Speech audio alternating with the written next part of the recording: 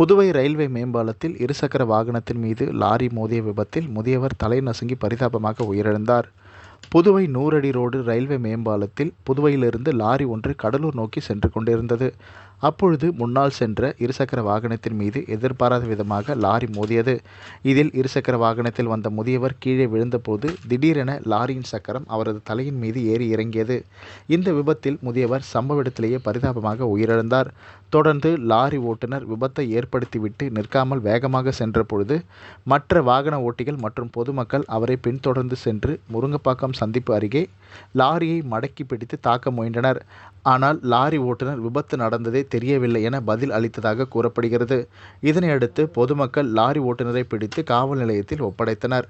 தகவல் அறிந்து சம்பவ இடத்திற்கு வந்த வடக்கு போக்குவரத்து போலீசார் சாலையில் இறந்து கிடந்த முதியவரின் சடலத்தை மீட்டு பிரேத பரிசோதனைக்காக அனுப்பி வைத்தனர். உயிரிழந்த நபருக்கு சுமார் 50 வயது இருக்கும் என தகவல் வெளியாகியுள்ளது. மேலும் அவர் யார், எந்த ஊரை சேர்ந்தவர் என்பது குறித்து போலீசார் விசாரணை நடத்தி வருகின்றனர்.